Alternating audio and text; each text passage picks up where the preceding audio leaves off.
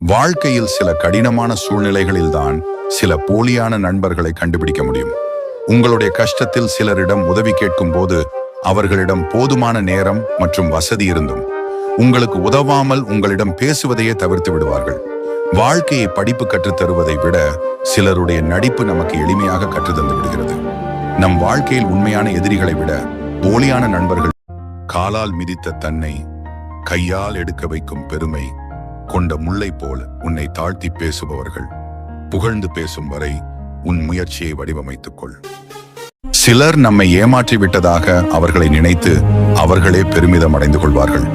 ஆனால் நம்பிக்கை வைத்தவர்களை ஏமாற்றுவது சாமர்த்தியம் அல்ல, துரோகம் என்பது அவர்களுக்கு புரிவதில்லை. நம்முடன் எவ்வளவு நன்றாக பழகினாலும் ஒரு சிலரின் உண்மை முகம் சில சந்தர்ப்பங்களில் தான் நமக்கு தெரிகிறது. முதுகில் குத்தும் நண்பனை விட முகத்தில் அறையும் எதிரியே சிறந்தவன். உலகத்துல கெட்டதுன்னு எதுவுமே தானா நடக்கிறது இல்ல, அதை உண்டு பண்றதே நாம தான். நாமெல்லாம் இருக்கிற இந்த தேசத்துல எத்தனை புத்தர் வந்தாலும் சரி, எத்தனை காந்தி வந்தாலும் சரி, எத்தனை இயேசு வந்தாலும் சரி, எத்தனை நபி வந்தாலும் சரி, எத்தனை ராமலிங்க சுவாமிகள் வந்தாலும் சரி, நம்மளால என்ன முன்னேற முடியல. என்னைக்கு எண்ணத்தால நாமே நம்மளை திருத்திக்கிறோமோ அன்னைக்கு தான் நாமெல்லாம் நல்ல வாழ்க்கை வாழ முடியும். இன்னொருத்தருக்கு இல்லாம நீங்களாவே ஒண்ணு சேர்த்து நல்லதா செய்யுங்க. அப்பதான் நாடு உருப்படும், நம்மளும் உருப்பட முடியும்.